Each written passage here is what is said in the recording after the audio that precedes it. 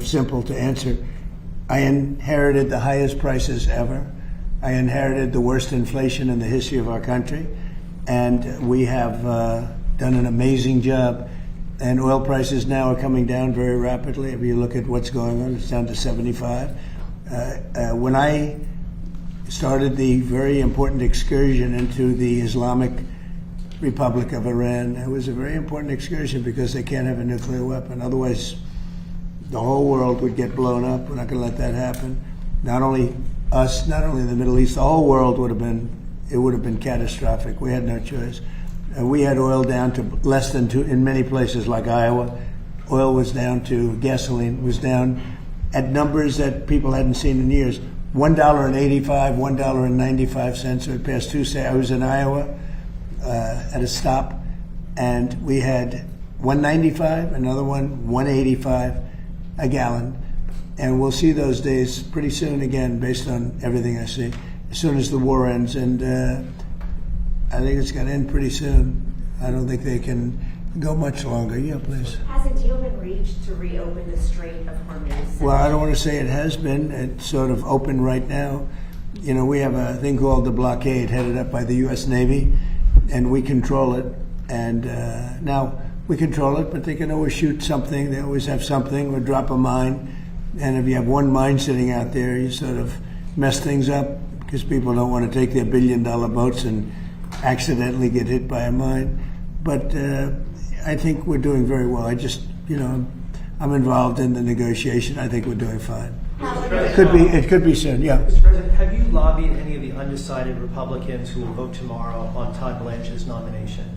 I will lobby if I need to. I will lobby very, very diligently because he's outstanding. He should be good. I mean, I can't imagine he's as good as there is in the country.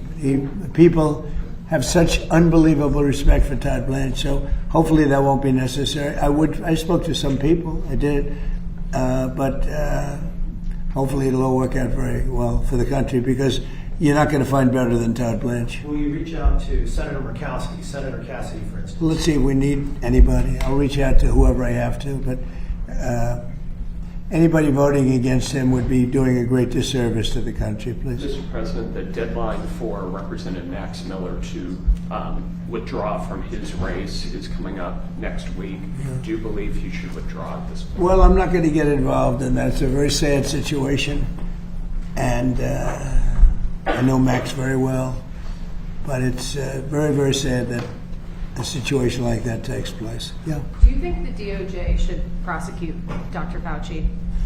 Well, they prosecuted Peter Navarro and they prosecuted Steve Bannon, two very decent people, over something that essentially was never prosecuted before.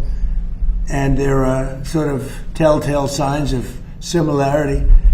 And they went to jail for a number of months over something that I saw one of the analysts said they used to laugh at it in the Justice Department when something like that was referred.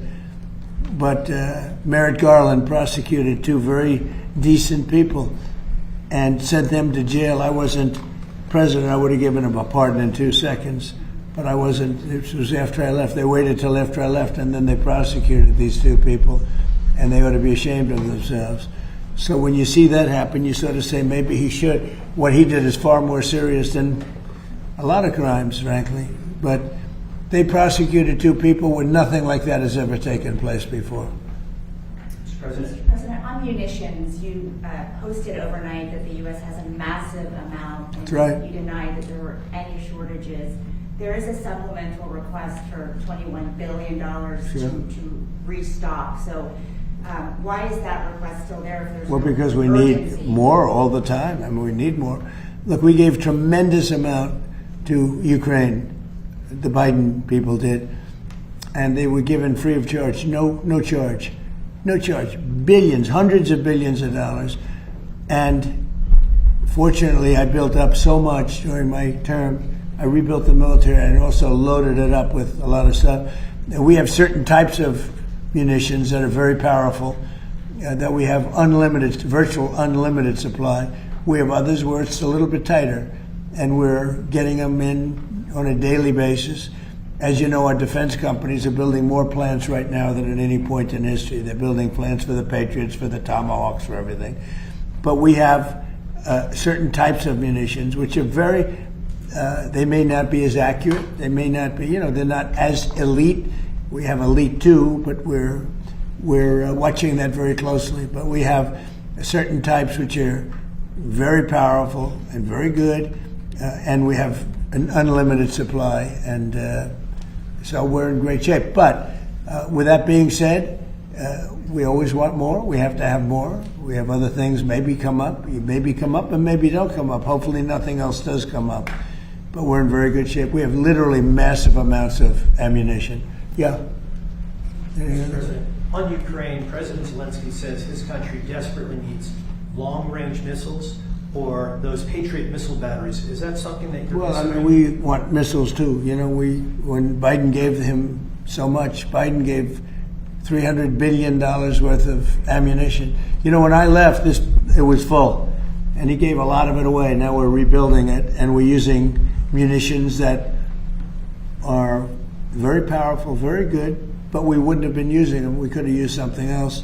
But these are a little bit older type, equally as effective, and it's things that we have so much of. Plus, we have supplies of munitions all over the world that if we ever needed them, we'd take that. We're supplied all over the world, but we're in very, very good shape. Russia seems to have increased their attacks on civilian areas. Yeah, I know. That must be a concern to you. Well, look, we're not involved from the standpoint we're separated by an ocean, but I hate to see 25,000 young people a month get killed, and that's what's happening. Between Russia and Ukraine, they're losing on average 25,000, mostly soldiers, a month. And, we're working on it, and I think we're making progress, but it's a violent, very violent war. There's a lot of hatred in that war, a lot of hatred between the two leaders. I settled 8 wars. I thought this would be maybe one of the easier ones, and it turned out to be the most difficult. But progress is being made. Thank you very much, everybody. Thank you. Thank you very much. Thank you guys. Keep going. This way, guys. Thank you. If you like this video, then like, share and subscribe to Mirror Now.